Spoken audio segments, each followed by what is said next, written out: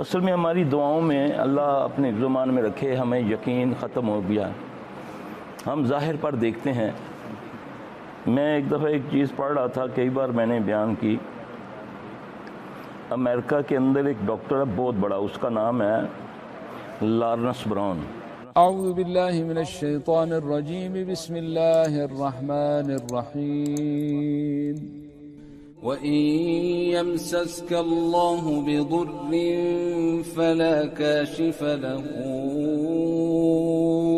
إِلَّا هُوَ وَإِن يُرِدْكَ بِخَيْرٍ فَلَا رَادَّ لِفَضْلِهِ يُصِيبُ بِهِ مَن يَشَاءُ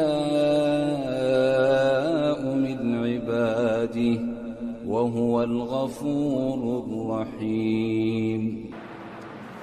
1989 میں اس کی شادی ہوئی. اس کو اللہ نے ایک بیٹی دی. اچھا، وہ بیٹی کچھ عرصے بعد فوت ہو گئی. اس کے بعد 1992 میں اس کو یا 1 میں اس کو اللہ نے دوسری بیٹی دی. وہ جو ڈاکٹر تھا نا، اب بھی زندہ ہے. آپ نیٹ پہ جا کے نا، میں آپ کو دعا کی طاقت بتانے لگا ہوں. وہ اس وقت نہ مسلمان تھا، نہ عیسائی تھا، نہ یہودی تھا، ملحد تھا. وہ اللہ رسول کا، جنت دوزخ کا، آخرت کا انکاری تھا. کہتا یہ کچھ نہیں ہے.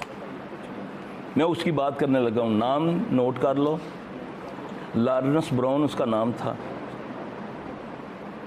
اب جب اس کو دوسری بیٹی ہوتی ہے تو وہ بالکل نیلی، یعنی کہ اس کے اندر آکسیجن نہیں ہے، اور دل اس کا بالکل معمولی سا کام کر رہا ہے.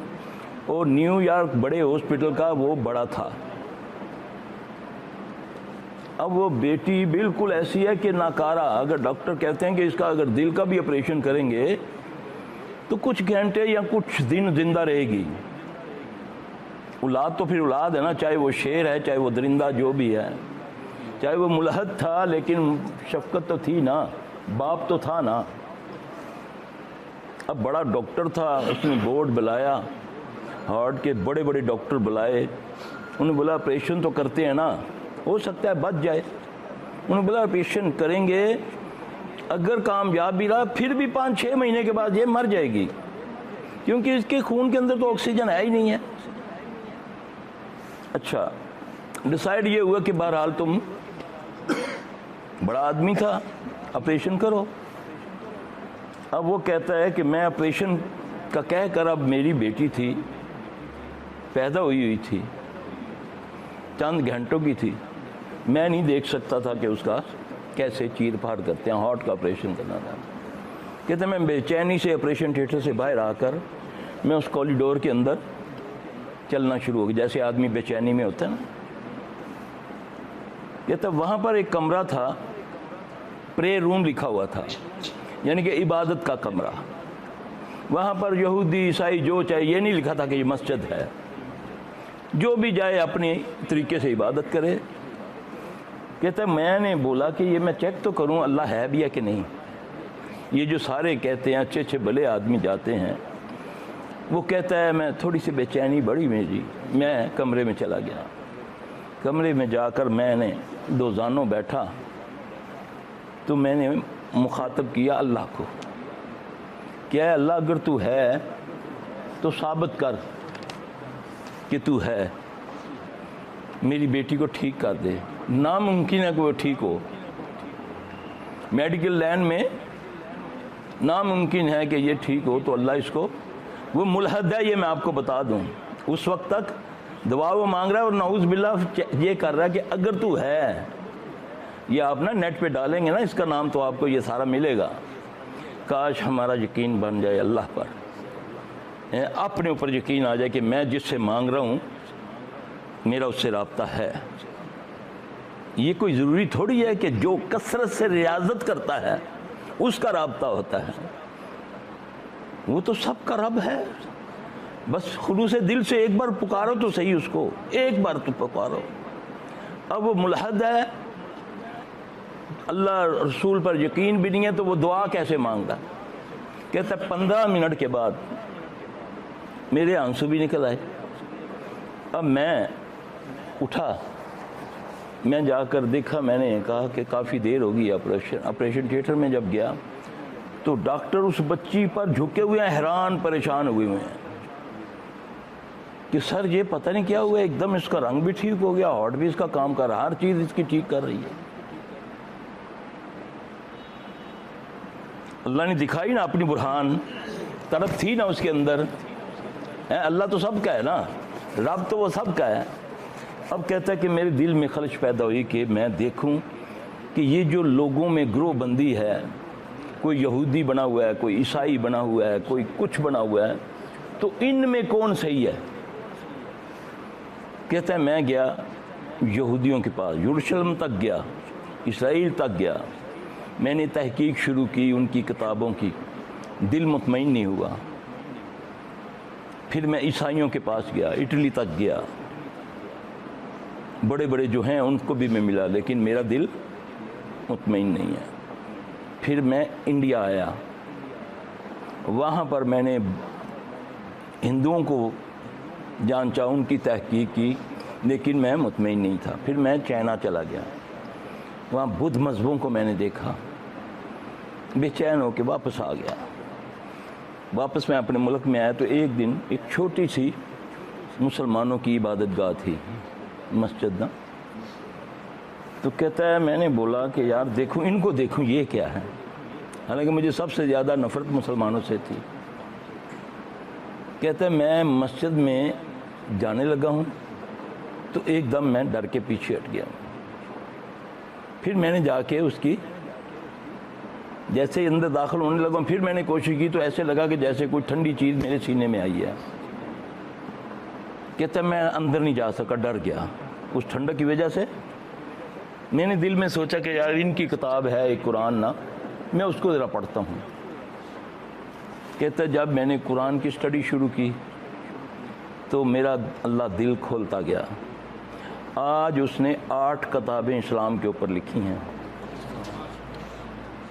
میرے بھائی مایوس نہ ہوا کرو، دیکھو اللہ نے اس کو ہدایت دینی تھی، وہ طریقہ کیا تھا؟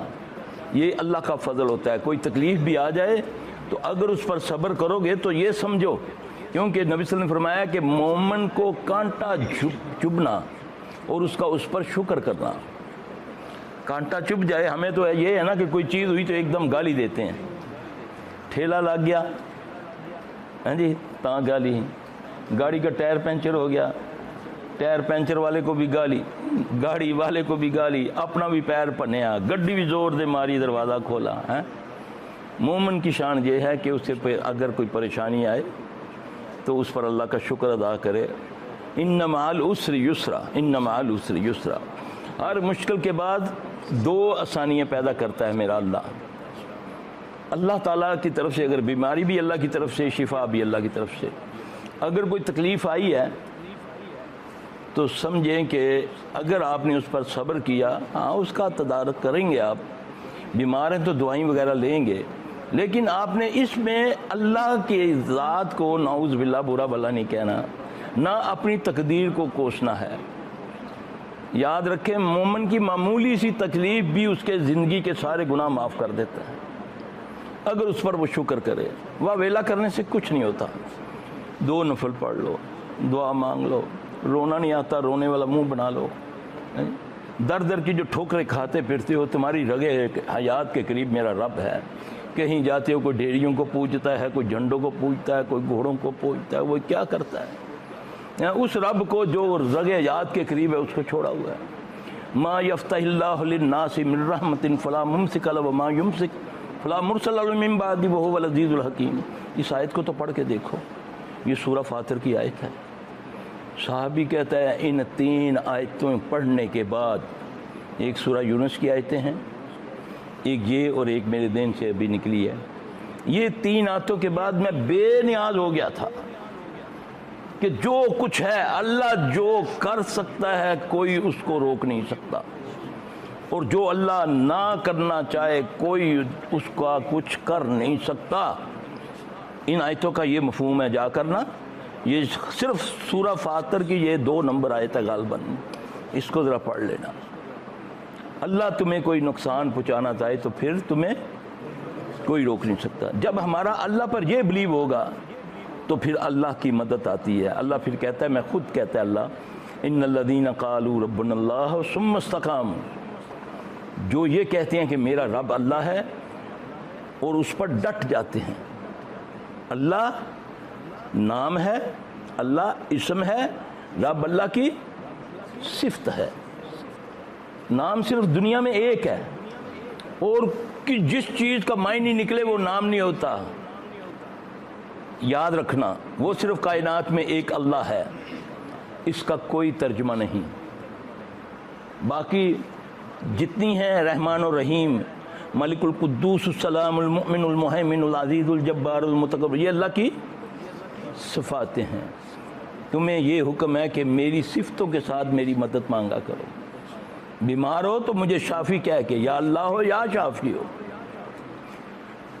رزق نہیں ہے، بے روزگار ہو یا اللہ ہو یا غنی ہو یا مغنی ہو.